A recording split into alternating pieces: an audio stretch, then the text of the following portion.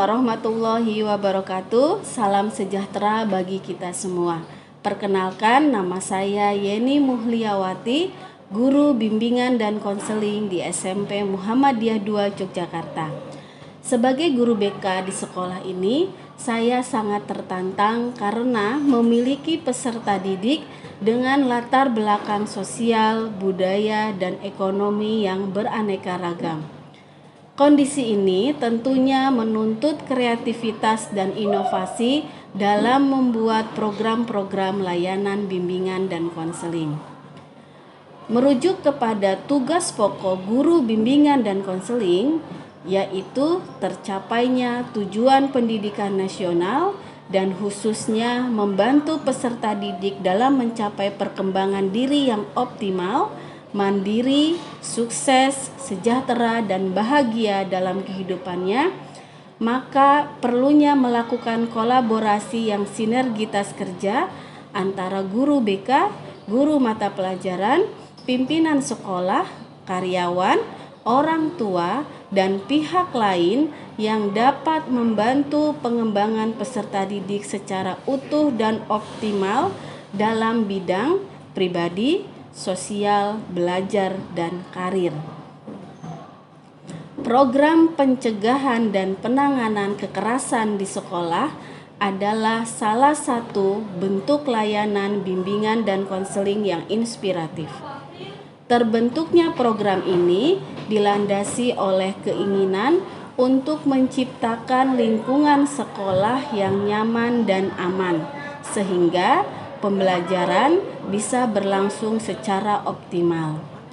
Selain itu, hasil asesmen kebutuhan peserta didik yang dilakukan oleh guru BK diperoleh hasil bahwa 19% siswa kelas 8 atau sebanyak 174 siswa dari 260 siswa menyatakan merasa malu jika membicarakan masalah seks dan pacar kepada kedua orang tuanya. Hal ini menjadi salah satu indikator bahwa siswa kelas 8 membutuhkan informasi yang lebih mendalam dan sistematis tentang apa itu seks, bahaya pacaran, dan kekerasan di sekolah yang di dalamnya tercantum kekerasan seksual. Dengan data tersebut, maka saya membuat program yang saya susun dan kemudian disampaikan kepada kepala sekolah dan dewan guru untuk membangun kerjasama dan menciptakan dukungan sistem yang kondusif. Sasaran dari program pencegahan dan penanganan kekerasan di sekolah meliputi 3 unsur utama pendidikan, yaitu unsur siswa, unsur guru dan karyawan, serta unsur orang tua siswa. Bagi siswa, diberikan layanan bimbingan klasikal dengan materi mengenali berbagai bentuk-bentuk kekerasan di sekolah. Bisa dimulai ya anak? Bisa. Bismillahirrahmanirrahim. Assalamualaikum warahmatullahi wabarakatuh. Anak kelas 8 sehat semua? Alhamdulillah. Ada yang enggak sehat? Ada sehat apa? Rohani, sama membahas tentang kekerasan di sekolah. Kalau kalian perhatikan di TV, siapa yang sering nonton TV? Beritanya kekerasan dengan bunyi banyak nggak? Banyak. Ya kan? Nonton nggak sih? Nonton. Bagaimana perasaan kalian? Kita akan semakin giatkan lagi supaya anak-anak lebih bersekolah itu nyaman, aman, tidak mengalami kekerasan di sekolah. Nah, sebelum itu kita pahami dulu ya, kekerasan itu apa? Bukan martabat orang lain. Tahu martabat ya? Harga diri, ya dong. Jadi ketika misalnya Michael nih non fisik, ya ada 2. Bu, mau tanya? Ya. Nah, kalau kita patah terus, Tapi harus di ya. Makanya pedes-pedes gitu. Biasanya padahal kalau enggak saya berhenti.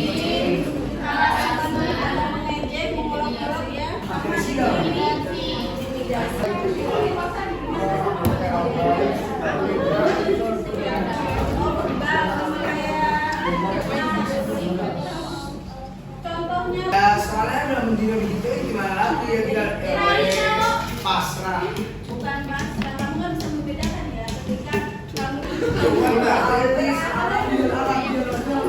Berarti ada levelnya ya.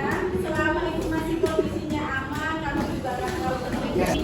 Yang seperti ini banyak ini memilih diam, memilih tidak peduli, memilih bodo amat, memilih untuk cari aman. Berbeda, diajak dia lapor ke guru gitu.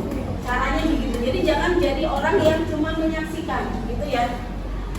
Nah, seperti ini ya. Terus yang kedua apa? Ini tadi diem aja, memilih udah aku nggak mau tahu kan, aku diem dah. Ditanya sama guru, tadi kalian tahu ada teman kalian dipukul? Nggak tahu tuh, nggak lihat tuh, aku tadi di bawah. Padahal dia, kalau kalian melihat ada teman kalian atau kalian sendiri menjadi korban, segera beranikan diri untuk mencegah itu. Oke. Banyak di antara kalian yang menganggap itu hal yang biasa, yang lumrah ketika bercandaan, bermain-main dengan organ tubuh kamu, gitu. Terus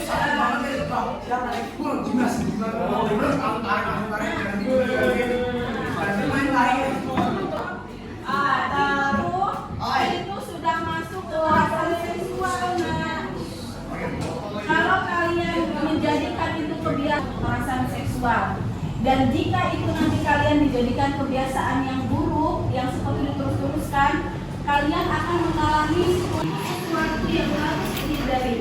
Gak boleh sembarangan ya, memegang, menyentuh organ-organ tubuh yang ada dalam seseorang.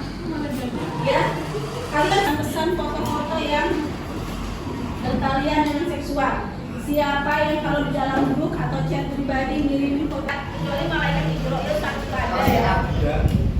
Daripada berbuat maksiat. Setelah kegiatan inti pembelajaran dengan model problem based learning dilaksanakan, selanjutnya siswa melakukan refleksi yang dituangkan dalam link Google Form dengan menggunakan smartphone masing-masing siswa. Kemudian, sasaran kedua dalam upaya pencegahan dan penanganan kekerasan di sekolah adalah guru dan karyawan. Guru dan karyawan diberikan workshop tentang bagaimana cara meningkatkan kapasitas dan menurunkan kerentanan sekolah sehingga resiko sekolah berada dalam kategori rendah. Sasaran ketiga dari program penanganan dan pencegahan kekerasan di sekolah adalah orang tua. Orang tua adalah pendidik pertama dan teladan bagi anak-anaknya.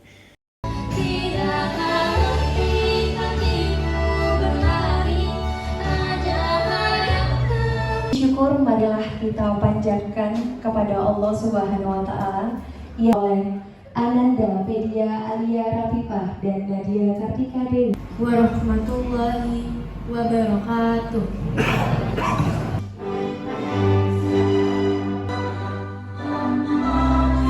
Yang kami hormati Bapak Ketua PDM, putra-putrinya usianya sudah belasan ini sebenarnya dalam. Perhatikan yang kemarin iya kok sekarang enggak.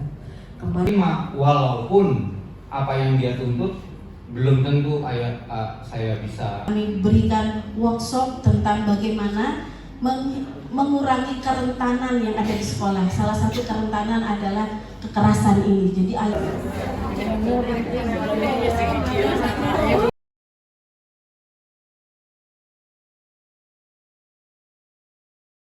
sangat bermanfaat sekali. Kebetulan tadi saya mau bertanya, belum ada kesempatan. Saya senang mengikuti acara-acara seperti ini yang kemudian akan saya. Satu hal di sini ya Bunda Bapak Ibu sekalian, memang menjadi orang tua itu Moci.